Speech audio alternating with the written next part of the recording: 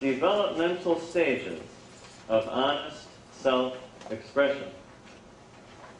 So what I'm proposing here is that human beings go through developmental processes.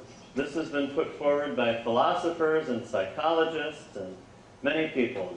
Some of you might have heard of Erik Erikson, a psychologist who talks about how human beings develop through different age stages and developmental levels. Others of you might have heard of Abraham Maslow and the hierarchy of needs. That's another developmental model about how we support certain needs in our lives.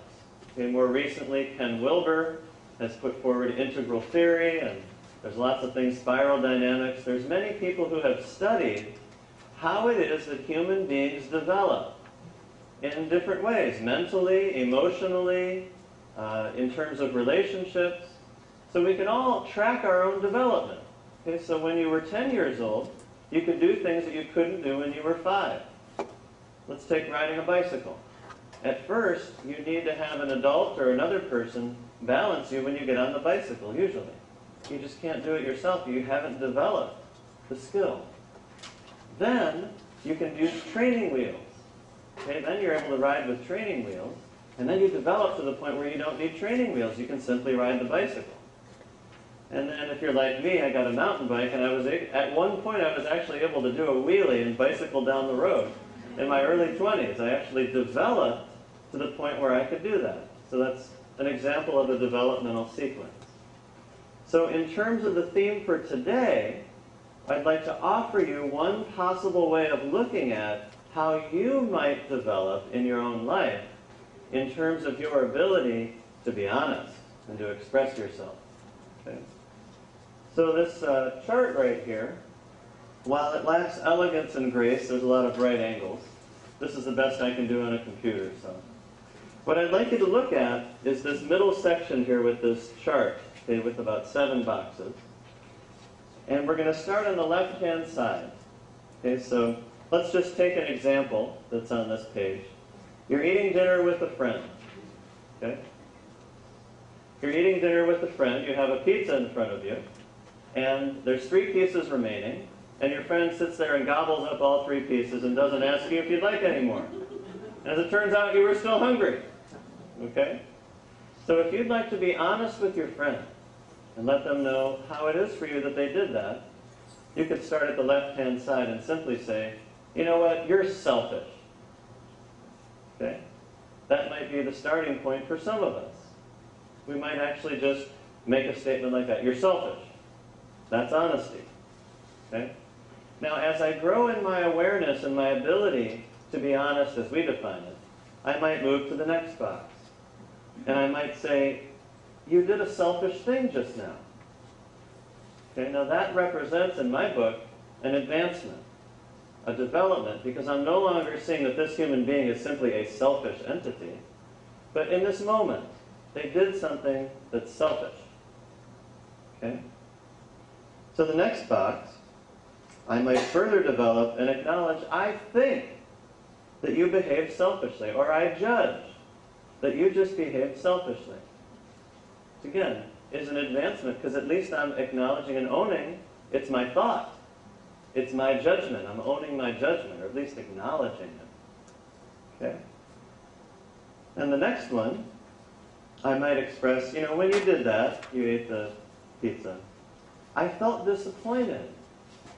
Because people aren't supposed to do selfish things. Now, I almost had a good head start there, but I fell off, you see. But I did do something different. I at least expressed my feeling. I was vulnerable enough to do that. But then, of course, I fell off the wagon, and I attributed my feelings to you, and I blamed you for my feelings. So, in the next stage of development, we might be able to link our own feelings to our own needs. And we might say something like, you know, when you did that, I was disappointed because you didn't meet my need for consideration. Okay, so I've identified and I'm actually communicating my needs now. But there's often still an implication, and you know, you should have met my need. Nice people meet my needs. Okay? So there's still a little hook in there, still a little kink in the hose. So the next one, when I recall you doing that, when I see you doing that, I feel disappointment because of my need for connection.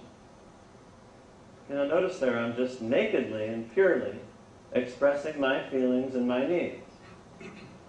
Now, maybe inside, underneath all this, there might be some little piece inside me that's still mad at them and judging them. But at least in what I'm presenting, I'm fully owning my feelings and needs. I'm not blaming them. I'm just revealing, this is my feeling, this is my need. I may proceed then to make a request or to ask for some dialogue. But at least in this expression, we're moving towards what I believe is self-responsibility and effectiveness. Okay? So if you notice at the top here, just right above where we're reading, there's a couple of arrows. So taking more responsibility for your needs is on this side of the page. Taking less responsibility for your needs is this way. Okay, so the further you go in this direction, I believe, you're taking more responsibility for your needs. Because who's responsible for your needs? You. Right? If we put that on other people, we race around and run around in circles. We try to twist them and shape them into the person we want them to be so we can feel happy. And that is, boy, that takes a lot of energy. That's tiring. So anyways, let's look at the last box here. So I acknowledge this may sound a little bit odd or goofy to you, but bear with me. Okay? So if I'm really connected, to my intention to connect, not blame, but fully to connect, it might be something like, I really value consideration and mutuality in my relationships. And something just went on between us that I'm just sitting with this discomfort right now, and I'm trying to work with it, but what I'd really like to do is share it with you. And see if we can, just talk about that and get your feedback on that. Could I share that with you right now? Okay. So I haven't actually gotten into the content per se, but I'm opening the door and I'm asking permission in a sense, or agreement, that this is what's going on in me and I'm in turmoil inside myself. I'm fully owning that the reason I have turmoil is I have jackal judgments. Okay? Or at the least, because I have needs right now that I'm not able to meet myself. I'm looking to you in an interdependent mutual relationship. I would like to experience these needs. Okay? But notice I'm not going to solution, I'm just asking, would now be an okay time to dialogue with me about this? And to me, I recommend that. Because sometimes people aren't ready, and if they're not ready, it just goes to pot really quickly. Okay? So if you notice also on the bottom, there's a few arrows there as well. We've got giraffe communication over here. The more in that direction is more jackal. Okay? Consciousness, unconscious, culturally conditioned reaction, conscious choice about what's going on. Life-alienated communication, compassionate communication. Okay? Now, I'm not claiming that I'm God, and I know this, and that this is right. What I'm putting out here is just a way for you to think about this, to reflect on your own developmental process, and to see if any of these things resonate, or if you can recognize any of your own tendencies in communication, or perhaps other people's to you, so that you can track it, and you can track which way you want to go and how you'd like to develop your own ability to express. Okay? So I'd like to pause for a moment. I'd like to see if anyone has any responses to that. Okay, we'll start with Terry.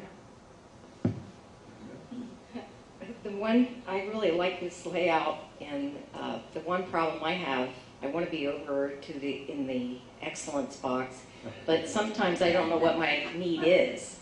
So that's, if I'm sitting with it in the moment, getting to that is... Yeah, I can see how that would be challenging. If you're not clear about your needs, it's hard to express them.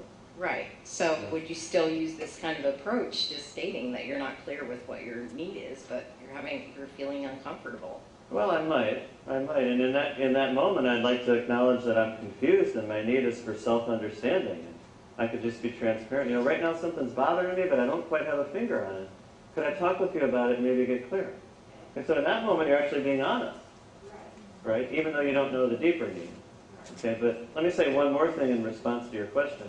Is this diagram is more designed for you to reflect on your own experience than to use this as a how-to. Okay, this is just a perspective piece. We're going to give you the how-to in a moment. And the short answer is get clear about your needs first by doing the activity we just did. Find a friend, get clear, then you have the information you need. Does that make sense?